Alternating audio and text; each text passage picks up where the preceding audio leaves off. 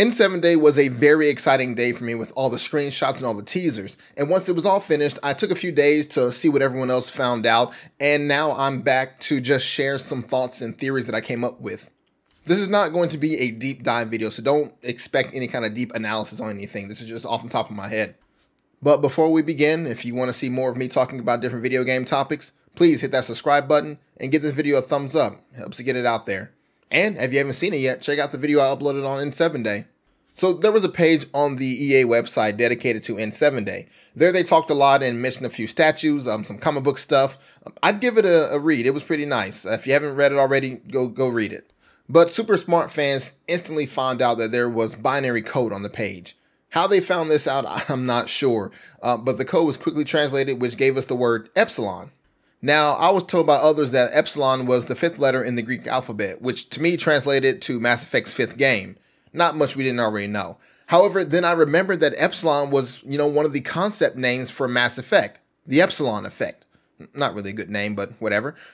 With that mystery solved, I made the deduction that the next Mass Effect game would possibly be a prequel and show us the First Contact War and possibly the Illusive Man starting up that group Cerberus. But after a little bit of waiting, Mass Effect eventually dropped a 34-second teaser trailer on their YouTube channel, and I didn't know what to think. Better people than me took the trailer apart and came up with all these theories and these conclusions, but what was important to me was this. At first, I thought nothing of it. It was a very cool design, and it made a great asset for the thumbnail. But then I started zooming, and this is what I saw. A bar with some characters in it. What grabbed my attention was this character right here. This is obviously an Angaran speaking to an Asari. So I thought my hopes and dreams were answered because I wanted the next game to take place in the Andromeda Galaxy.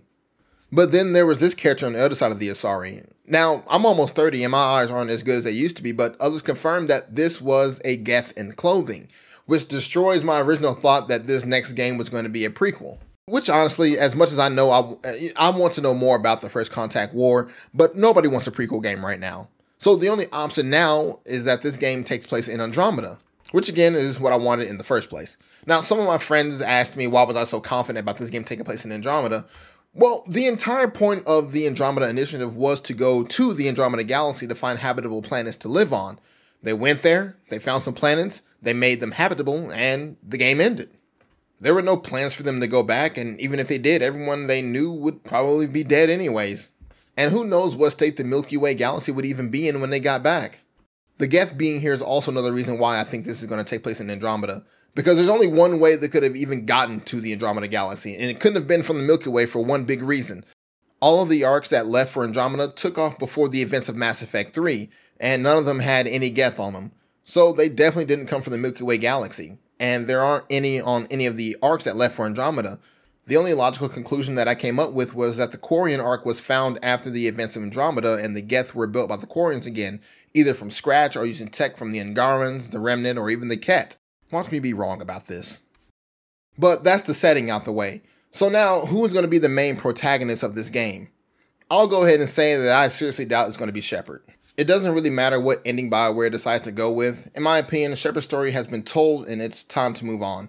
Though this being the video game industry, I really wouldn't put it past BioWare to somehow make it to be Shepard due to the reception of Andromeda.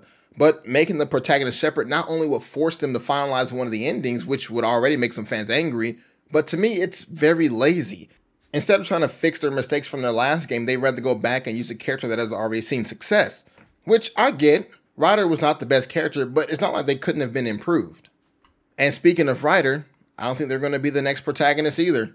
I really want them to be the protagonist, but the initial negative backlash from Andromeda when it dropped likely made BioWare rethink the next installment of Mass Effect. Hence why Liara was shown in the first teaser a couple years ago. The main reason why I want Ryder to be the protagonist is because I think we need to spend more time with them and their team. Aside from that idiot Liam, Ryder had a pretty interesting squad, and I also think that Ryder needs to be the one to find the Quarian arc and not anybody else. And the Kilasia should not just be there when the next game starts. However, if Shepard's not going to be the next protagonist, and BioWare had decided they don't want to deal with Ryder anymore, I honestly think the best idea for them would be to go the route of Metal Gear Solid 2. For those who don't know what I'm talking about, Metal Gear Solid 2 Sons of Liberty had you play as Solid Snake for the tutorial mission of the game. Once completed, you switch to the real protagonist of that game, Raiden. Same idea can be used here. Have the very first mission be done by Ryder, which would be them finding and rescuing the Quarian Ark, having that play out as an opening tutorial for the game, then have Ryder either go missing or die and start off with a new protagonist after a time skip. That's how I'd do it if they really wanted to start with a new character. And the reason I mentioned the time skip is because this would give the races on the Quarian Ark time to settle into the new galaxy.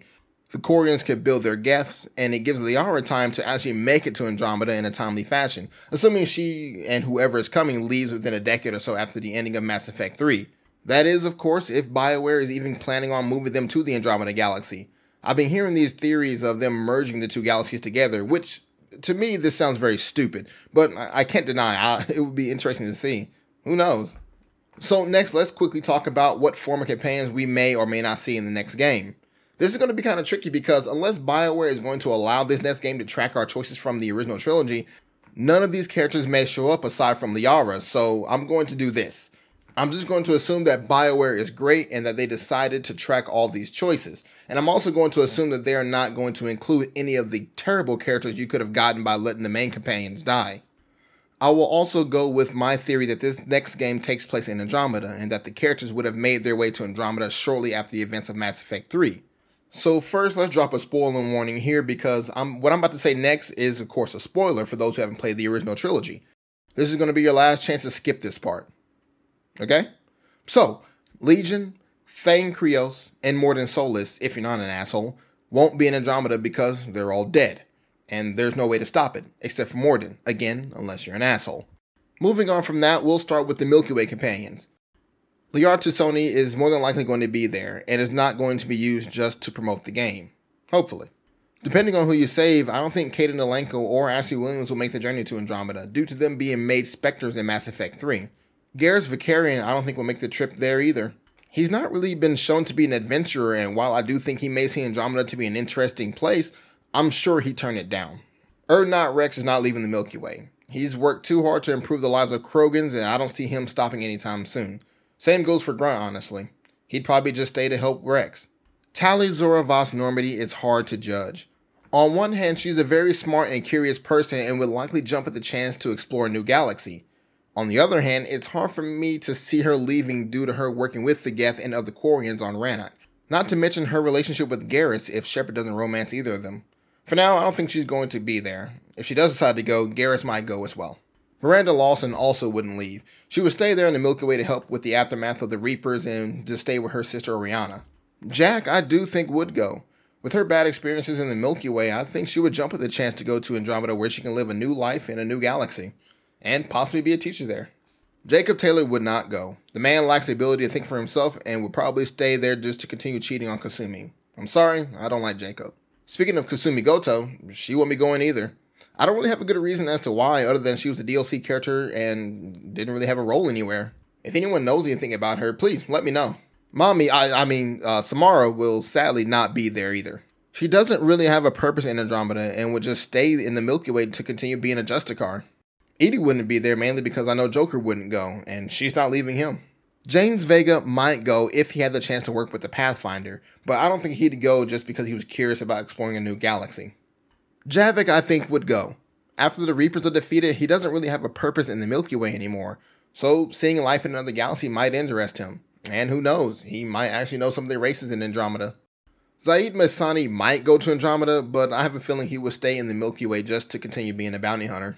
Moving on to the Andromeda cast, if BioWare is going to keep them around, then of course they're all going to be there, except maybe Nakmor Drak, because he's getting up there in age. So it seems that majority of the Milky Way cast don't have a reason of going to Andromeda. Either they've never showed interest in going to another galaxy, or they just don't have a role there. My next question is, how many companions are going to be reused, and how many companions are going to be brand new? Now, before we wrap this up, I want to talk about one more thing, and this is not really a theory, but more of a request. BioWare, please continue to handle romance in the next game like you have in your previous games.